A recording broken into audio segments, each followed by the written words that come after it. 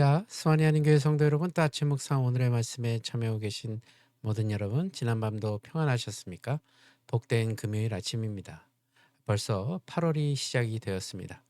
오늘도 계속해서 주님께서 주시는 말씀을 통해서 하루의 삶을 주님 앞에 올려드리는 귀하고 복된 삶을 사시길 바랍니다. 계속해서 주님께서 주시는 말씀은 에스겔서입니다. 에스겔서 11장 1절에서 12절까지의 말씀을 통해서 하나님의 심판에 담긴 선한 목적이라는 제목으로 여러분들과 함께 은혜를 나누도록 하겠습니다. 먼저 오늘 본문인 에스겔서 11장 1절에서 12절까지의 말씀 우리 한 목소리로 함께 봉독한 후에 계속해서 말씀 이어가도록 하겠습니다. 에스겔서 11장 1절에서 12절 말씀. 그때에 주의 영이 나를 들어 올려서 여호와 이전 동문 곧 동양한 문에 이르시기로 보니 그 문에 사람이 25명이 있는데 내가 그 중에서 아술의 아들 야하사냐와 브나야의 아들 블라데를 보았으니 그들은 백성의 고관이라. 그가 내게 이르시되 인자야, 이 사람들은 불의를 품고 이 성중에서 악한 꾀를 꾸미는 자니라. 그들의 말이 집 건축할 때가 가깝지 아니한즉 이 성읍은 가마가 되고 우리는 고기가 된다 하나니. 그러므로 인자야, 너는 그들을 쳐서 예언하고 예언할지니라. 여호와의 영이 내게 임하여 이르시되 너는 말하기를 여호와의 말씀에 이스라엘 족속아, 너희가 이렇게 말하였도다. 너희 마음에서 일어나는 것을 내가 다 아노라. 너희가 이 성읍에서 많이 죽여 그 거리를 시체로 채웠도다. 그러므로 주 여호와께서 이같이 말씀하셨느니라. 이 성읍 중에서 너희가 죽인 시체는 그 고기요 이 성읍은 그 가마인데 너희는 그 가운데에서 끌려 나오리라. 나 주 여호와가 말하노라. 너희가 칼을 두려워하니 내가 칼로 너희에게 이르게 하고 너희를 그 성읍 가운데에서 끌어내어 타국인의 손에 넘겨 너희에게 벌을 내리리니 너희가 칼에 엎드러질 것이라. 내가 이스라엘 변경에서 너희를 심판하리니 너희는 내가 여호와인 줄을 알리라. 이 성읍은 너희 가마가 되지 아니하고 너희는 그 가운데에 고기가 되지 아니할지라.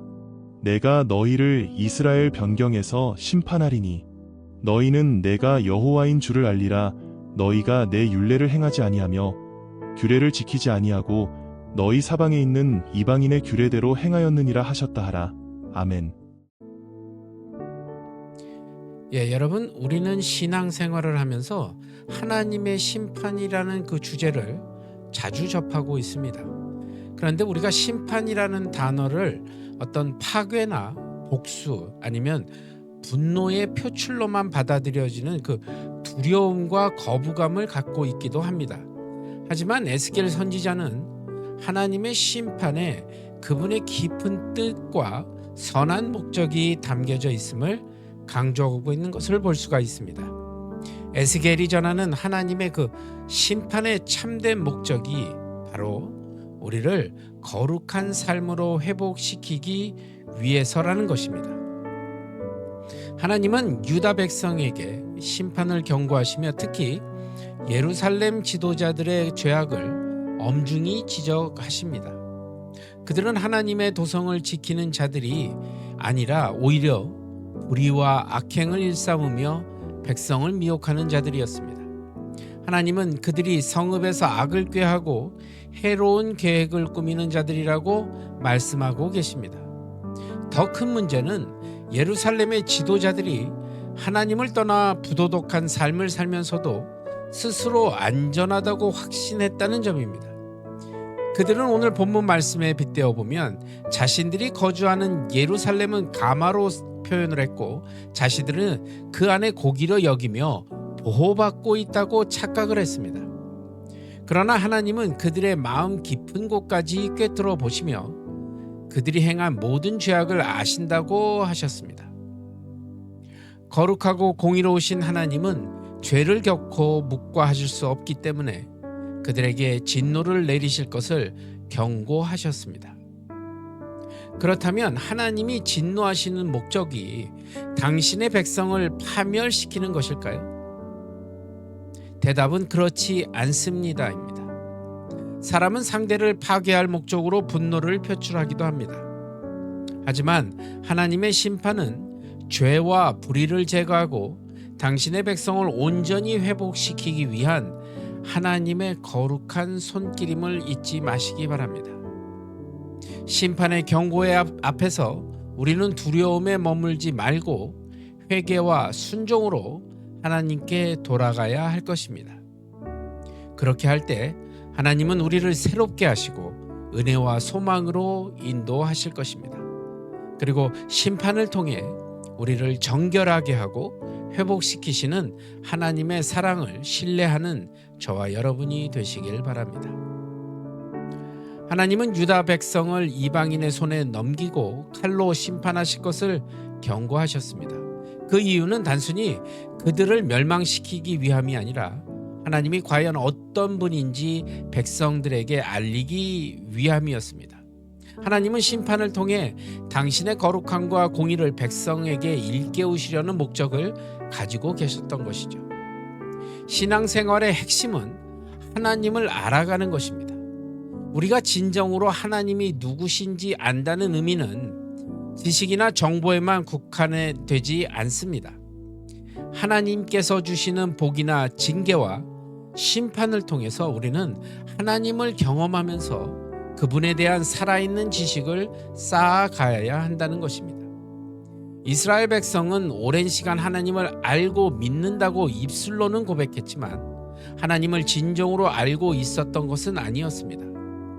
그들은 실제 삶에서는 우상 숭배와 세상의 풍속을 따름으로써 계속 하나님의 진노를 불러일으키고 있었습니다.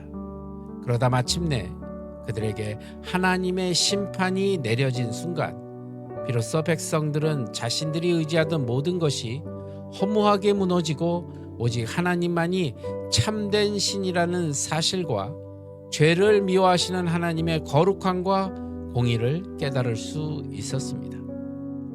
우리를 감찰하시며 죄를 심판하실 거룩한 하나님을 경외심으로 바라보아야 합니다. 우리가 두려워해야 할 부분은 오직 하나님 한 분이십니다. 그러므로 매일 매순간 거룩하신 하나님을 경외하며 그분의 뜻에 순종하는 삶을 살아가는 저와 여러분이 되시길 바랍니다. 하나님의 심판은 백성을 향한 무서운 칼날이 아닙니다. 심판은 죄로 오염된 세상을 정결하고 거룩하게 하며 하나님의 진리와 공의를 일깨우는 하나님의 사랑을 드러내는 도구입니다. 여러분 모두 죄악을 심판하시는 하나님을 경외함으로 악을 멀리하시고 온갖 죄악으로부터 오염된 세상에 하나님의 준엄한 심판을 알리는 파수꾼의 삶을 사시는 오늘 하루가 되시길 바라고 주님 앞에 바로 서는, 그래서 하나님의 심판에 담긴 그 선한 목적을 깨닫는 귀한 하루가 되시길 우리 주 예수 그리스도의 이름으로 간절히 축복합니다. 기도하시겠습니다. 하나님, 오늘의 삶도 온전히 주님 앞에 올려드립니다. 성령님, 저희들과 함께 동행하여 주시옵시고 오늘도 하나님의 영광을 위해 사는 우리 모두가 될 수 있도록 인도하여 주시옵소서. 모든 것 주님께 감사드리며 나사렛 예수 그리스도를 받들어 간절히 기도드리옵나이다. 아멘. 여러분 좋은 주말 보내시고요. 또 주 안에서 승리하는 귀한 주말 되시길 바랍니다. 저는 또 월요일에 여러분들 같은 시간에 말씀으로 찾아뵙도록 하겠습니다. 여러분 오늘 하루도 또 주말도 주 안에서 평안하십시오. 샬롬.